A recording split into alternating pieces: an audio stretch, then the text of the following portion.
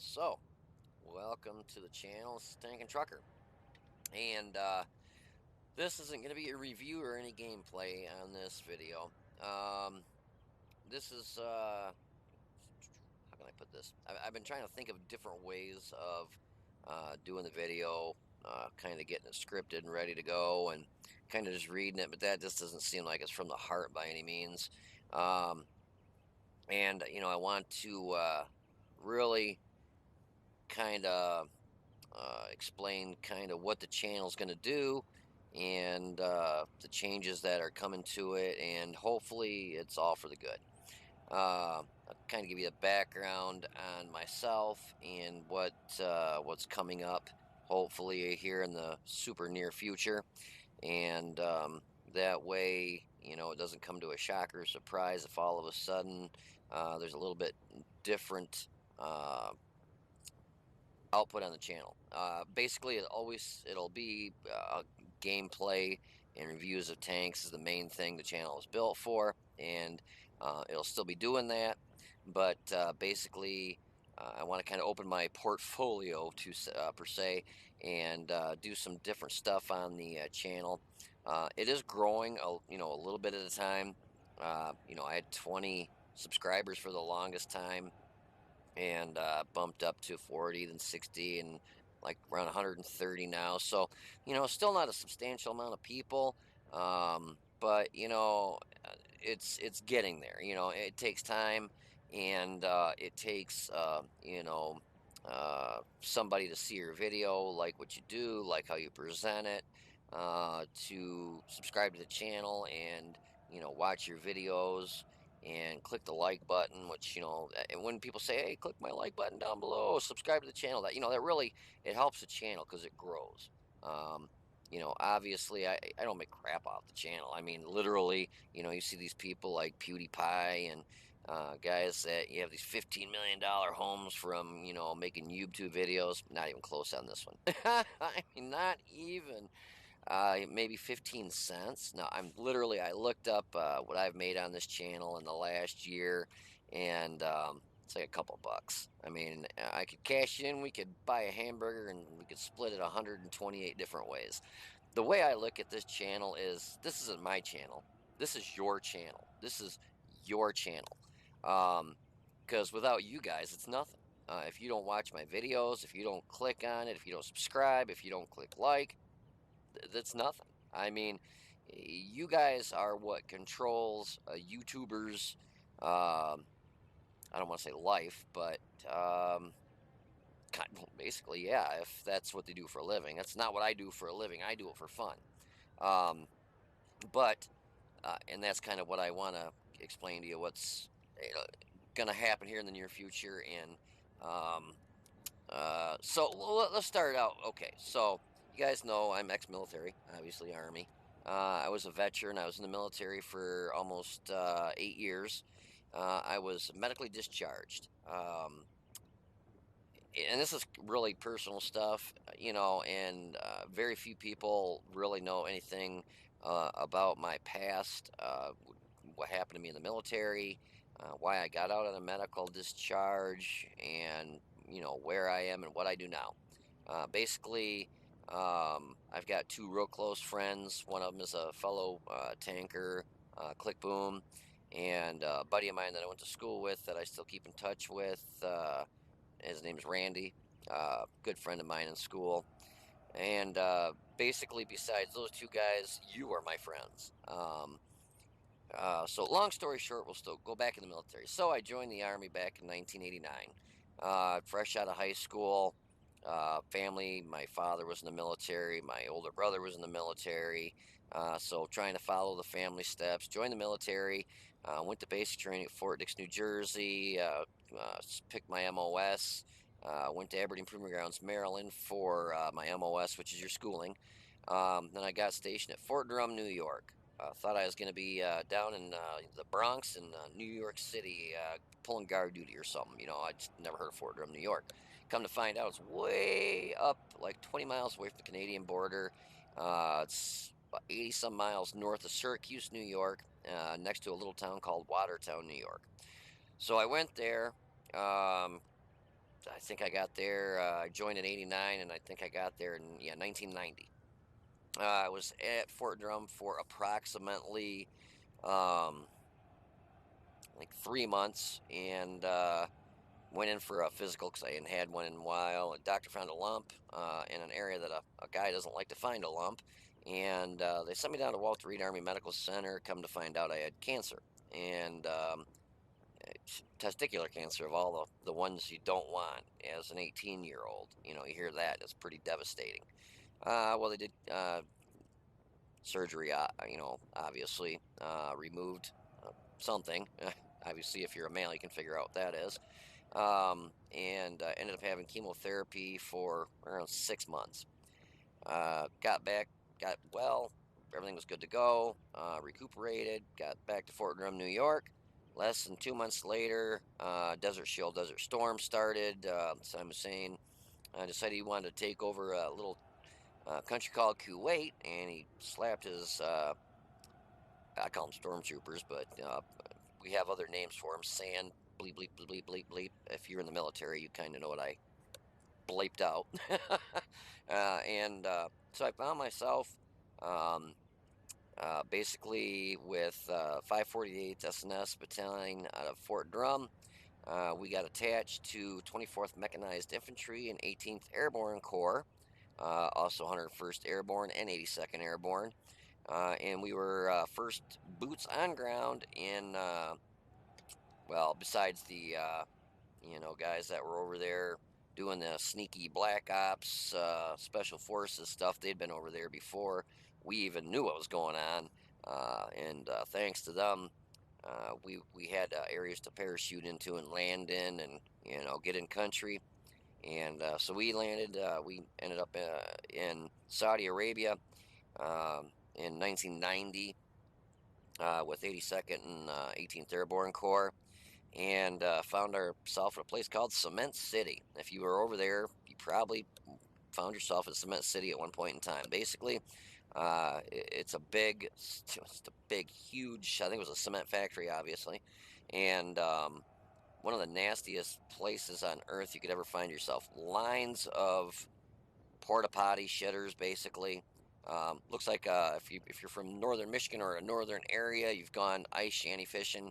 You got that little ice shanty out on the ice. Well, that's basically what they had. It looked like a porta potty made out of wood with a big can underneath it, and then you go in there, you do your thing in the can, and later that day. Or later, a few days later, with all the flies that are infesting that area, because it was a line of them. I mean, there was probably 30 of these shitters, I'll call them, and literally just fly. Just imagine, you see these videos on TV with kids, that are starving. They got flies all over them and stuff, and yeah, after being over there for a while, you're eating your MREs, your meals ready to eat your food, or your T-Rats. And you got flies all over you, and it doesn't even bug you. I mean, you see that on TV, and you're like, "Oh my God, them poor kids!" And we were right in it, and it just same thing. Basically, we were there for about, I think, 7 or 8 days just to kind of get inoculated. Because we went from Fort Drum, where it was 50, I think it was about 45, 50 degrees when we left, and when we uh, touched boots on ground in the desert, it was about 105 to 110 degrees Fahrenheit. Um, and that was when it was still the cool season there. It was their winter. No rain, beautiful day every day. It was like going to the beach with literally no water, just sand everywhere as far as you could see.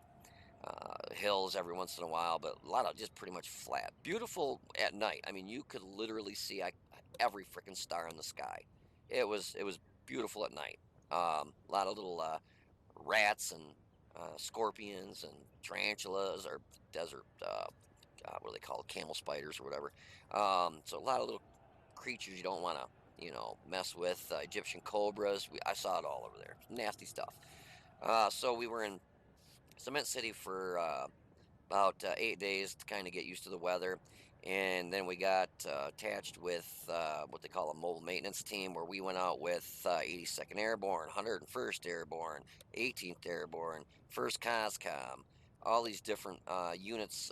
We got attached with frontline units, and we went out and repaired vehicles that were shot up, tried to get them patched up and moved out of the way. So we were right on the front lines. Yeah, so got shot at a lot. Yeah, so if you think changing the starter on a Humvee is hard to do in the middle of the day when it's hot out, well, have bullets flying over your head and try doing it. Or put boards all the way around the vehicle because there's a sandstorm and you're trying to drop a transmission out of one of those vehicles. Yeah, but your first MOS is infantry, so when you got a car bomb come around the corner and they're driving at you, yeah, you open fire on it just with everybody else.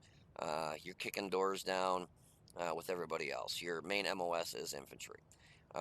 So I saw the thick of it. A lot of stuff happened over there, things that I don't even like to think about, let alone talk about. I've talked about some of the stuff that happened over there with very few people, very like maybe one or two. So for me to open up to you guys and tell you what happened over there is really difficult. Um, I'm not a very emotional person, so uh, you know, for um, for me to actually like break down and never cry is far and few between. Like I've ever in my whole life. My father, when we were growing up, crying was wrong. Girls cry, blah blah blah. He's ex-military, of course. So when the shit hit the fan over there, some stuff happened, and I will. Long story short, I ended up. I don't want to say getting wounded, but we had to take these pills. They're called PB. P is in Paul, B is in Bravo. Uh, PB pills. Basically, what they were was a packet of pills we were given, and we had to take these pills every day till the packet was gone. We were forced to take them. Our lieutenant or captain would pop it in our hand, watch put it in our mouth, and we drank water, and they'd check our mouth to make sure we swallowed it. Basically, that pill, I guess, if you look it up, was designed so that if we were chemically attacked, if I took the pill and you didn't, I could live on a third of my blood and you would kill over dead. It was basically supposed to help our blood be able to forego the effects of chemical attacks. And we were chemically attacked over there a couple times. Um, and long story short on that is we were the guinea pigs. They weren't tested on people, um, or excuse me, animals. They weren't tested on anything but us soldiers. We were given them. We were the test subjects. And unfortunately, uh, being that we were the test subjects, a lot of us got really sick. Um, Unfortunately, they gave them to us literally. It was right before the ground war had kicked off. The air war was going on. They were doing the carpet bombing. We were going out. We were, sleeping in literally oil infested areas where they lit the oil towers on, I don't know, oil towers, whatever, on fire, and we were sleeping literally around there. So we were covered in oil. We took those PB pills. A lot of the vehicles that were blown up by depleted uranium rounds from our M1 Abrams, and we're climbing all over these vehicles. We were put on what they call cleanup crews, and we had to go out to an area that was carpet bombed, and we were picking up literally dead bodies. Uh, if you were over there, you probably heard of Fried Freddy, guy that was just literally trying to get out of his vehicle. He was just when the carpet bombs came through from the B-52s and whatnot. Guy was literally melted. Right, one hand on the door and one hand on the top of his car, and just melted there. Just melted, and his eyes just glowed. But nasty stuff that we saw over there. Um, and then so I ended up getting. It was after the ground war kicked off. It was pretty much the ground war was actually over. It happened in less than 100 hours, so it wasn't really that long. So I ended up getting very sick. The pills that we took really messed my intestines up, along with a lot of other people's. But I had a real adverse effect from it. And one thing a soldier is you never leave a soldier behind. Um, the reason I fought over there was for the person to the left of me and the person to the right of me. Um, they're your friends. But not only are they your friends, they're like a brother to you. I still talk to literally everybody that I was associated or pretty much platooned up with when I was in the military. There's a few of the guys that I've been able to get a hold of, but only like one or two of them. I mean, this is a bond that you make with they're like family. I mean, they are a brother to me. Literally, they are just as much a brother to me as my flesh and blood brothers. And to find out that all of a sudden that my body is shutting down and not doing what it's supposed to do because of these pills that we were forced to take. They decided that it'd be best if they took me to a medical unit. Basically, I was bleeding out, not in good ways, and so my sergeant, platoon sergeant, and whatnot. When I was over there, I think I was either PFC, private first class, or I don't think I was a specialist yet. I don't think I've been promoted. Um, I didn't want to leave. I felt like I was abandoning my brothers, my friends, and that's something you don't want to do. And they're your family, really. They really are. And basically, on the way to get me to a medical aid station, um, I really don't remember much. Basically, I'd lost so much blood that my body started shutting down. They got me to a medical echelon or whatever you want to call it, a rear unit, basically out of the thick of it. And I don't remember much. Um, I guess I was there for about 3 days. Well, they got a emergency transport. They ended up, I believe it or not, this is what I was told by my friends. They had one of the guys stuck around, I guess, for my unit to kind of get me off back to the U.S. because they just wanted to make sure that I was still alive when I left. So he said what they ended up doing is, I wish I would have seen it, to be honest with you. They have the roads over there, a lot of them are just long, long, long straightaways of just, we call it hardball, the road. And they had a transport, it was a C-130, I think it was a C-131 or a C-130 transport medical unit land on this freaking highway. Um, and they transported me from that medical detachment in a Huey helicopter to that close to a medical area, put me in a Humvee medical ambulance, and then loaded me on that C-130 or C-131, and then they took back off. And next thing I know, I woke up kind of in and out of it on an airplane, not knowing what's going on. I mean, literally, had lost so much blood. They had me drugged up, just trying to keep because I was in so much pain, lost so much blood that they just basically figured it would be better off if I were asleep. And so I remember waking up a little, once in a while in the airplane, and then I remember kind of waking up over in Longstuhl, Germany. Don't remember from point A to point B, kind of how I got there. Um, but I remember waking up over in Longstuhl, Germany. I'm like, where am I at? And they explained to me what was going on. And, the doctors said, you're lucky you got back here when you did, or you'd have been dead. Um, so they ended up keeping me there for about 2 days. Found out that they didn't have the medical, I don't want to say technology, but they didn't have what they needed to get me fixed up. So they ended up flying me from Longstuhl, Germany to Walter Reed Army Medical Center. And let me tell you, one of the best Army medical hospitals you could ever ask to be in. Awesome place if you ever have to be in a medical Army hospital. I was there for better part of 2.5 weeks, and they did surgery, got my intestines and everything going fixed the way they were supposed to be, and sent me back to Fort Drum, New York.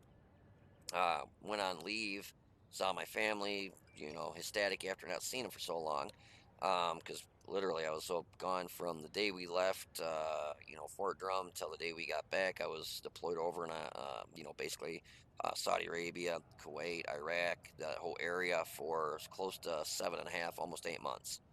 Um, saw my family, went back, did my military thing, got out of the military in 1997. And but not soon after I was back, because we had been chemically attacked over there. We put our chemical suits on, and made alarms are going off. We knew we were chemically attacked, so I had that going against me. The intestinal the pills we took, just a lot of stuff. Not soon after I was back, I started having these lumps that would just pop up everywhere. And as of to date, since I've had these lumps start coming up and they've surgically removed them, I've had 39 of them removed. It's to the point now that I just quit having them removed. The doctor will look at them, and if he's really concerned, he'll take them out, unless it's in an area like I had one on my neck they had to take out because they just irritate the shit out of you. So medical problems started popping up. I was probably one of the healthiest people you could ever meet. I could do my last PT test that I did when I was in the military. I did 89 push-ups in 2 minutes. I did 74 setups in 2 minutes, and I did the 2 mile run in 13:54. 2 mile run. Yep, 13. It was 13 minutes 54 seconds. 2 mile run. Great physical condition. My body just started falling apart, and has ever since I've been over there. I ended up getting diagnosed with rheumatoid arthritis. That was back in, let's see, I would have been 27, 28. The doctor I saw where I lived said I was one of the youngest patients he had ever seen that had rheumatoid arthritis, unless they were born with it. For somebody just to get it out of the blue was not. It's not common. Started having issues with my heart. Ended up having a lot of heart issues. I got a bad valve in my heart. It doesn't pump blood right now.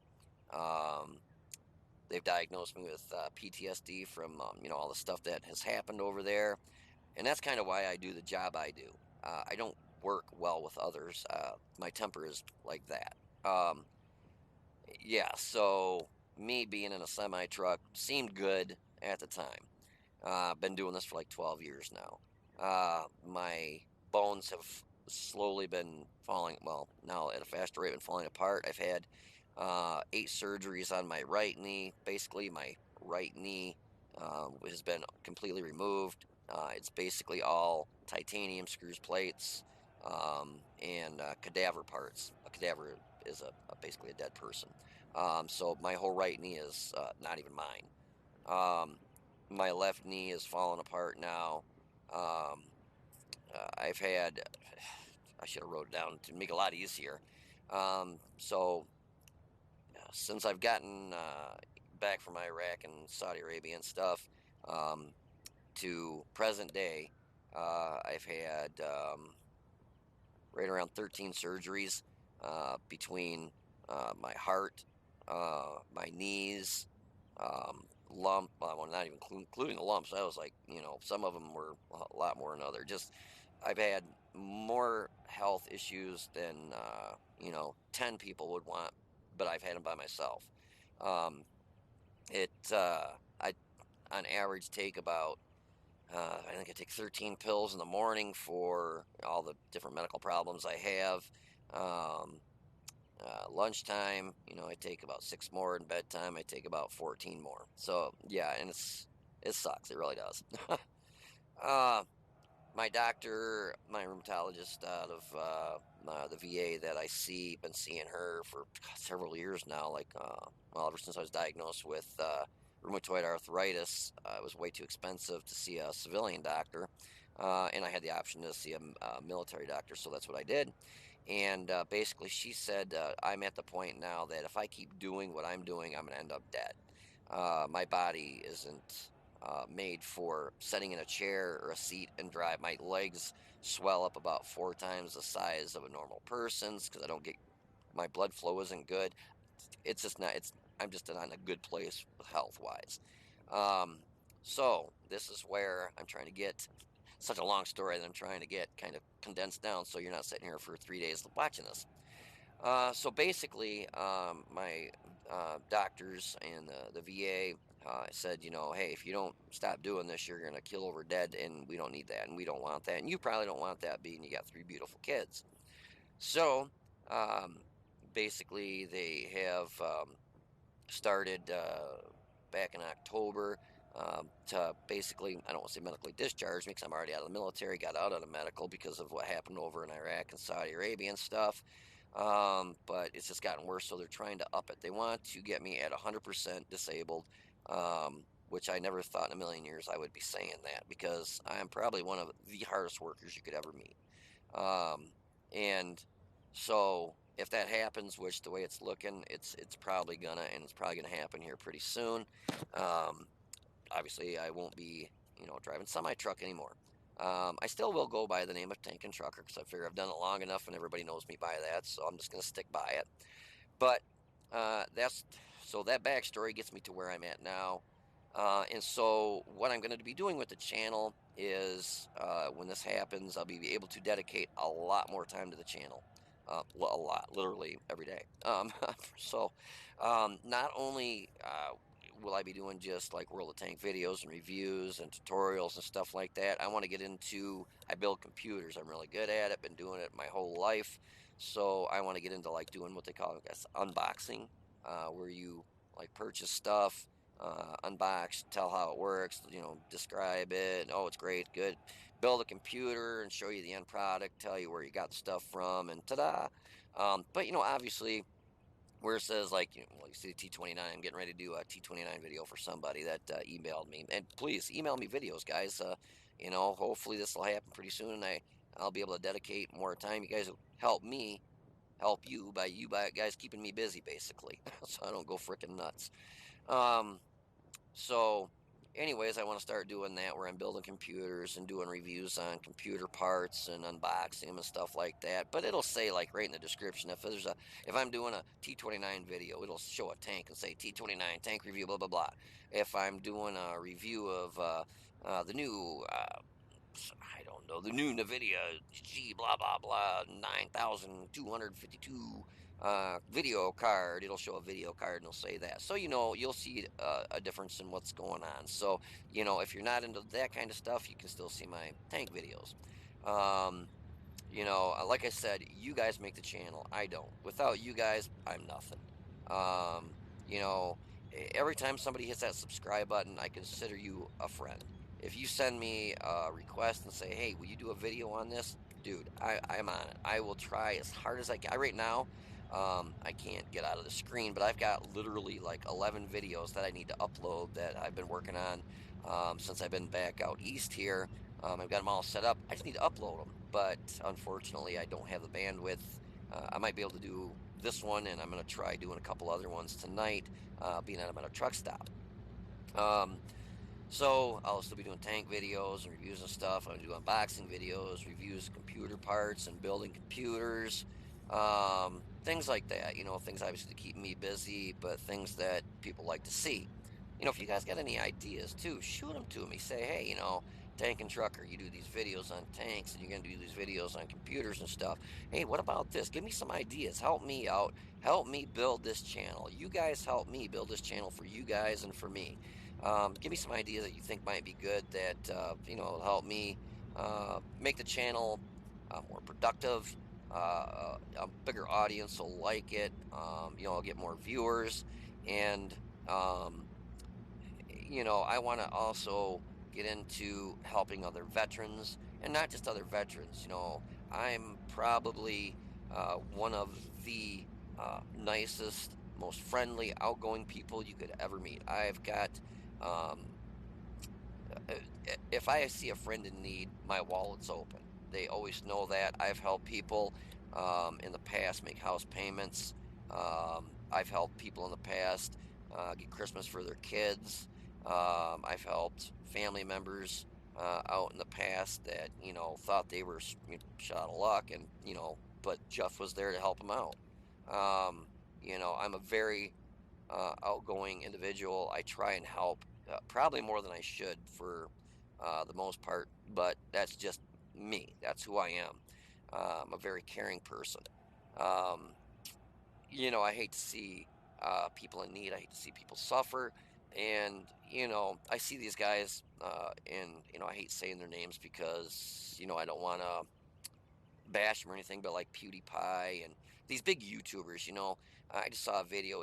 $15 million is what his net worth was last year or whatever, and he's got this mansion and stuff. You guys made him that. You guys are the ones that put that money in his pocket by watching his videos, by clicking on his like button, by clicking his subscribe button, by buying whatever stuff he sells, and you know I don't know the guy personally, and I don't know a lot of the YouTubers personally. Like I said, I don't have a lot of friends out there. Um, but, I don't hear of a lot of the YouTubers that make all this money off you guys doing anything to give back to the community or give back to you guys as a whole for helping him out. I have seen a couple YouTubers do things where there was a little boy that had cancer, and his request was, he could have went to Disney World, could have said, "Hey, I want to go to Space World," but he wanted to spend the day with a YouTuber and play video games, and had the best day of his life. I want to do stuff like that. I want to just, I'm gonna have a lot of time on my hands, and I want to be able to use it to give back to you guys, the viewers, the people that make my channel worth somebody clicking on and saying, "Hey, this dude's pretty cool. That's a cool video. Oh, wow, check this out. This guy's pretty awesome." And then come back time and time again. I'm not out to make a buck off these videos or whatever.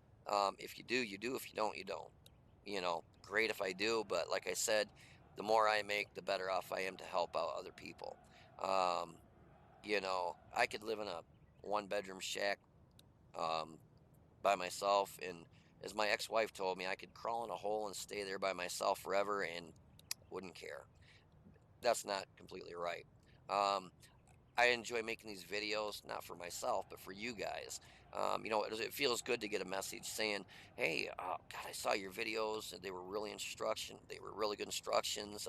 I've learned something, and I love doing that. I love helping other people out. That's why I'm getting ready to do this T29 video, and the 4502 A. Guy wanted to have these compared. He's looking at what ones he wants to get into. I, how can I help? Well, I'm doing what I can. And anyways, so this has probably been kind of a long enough video.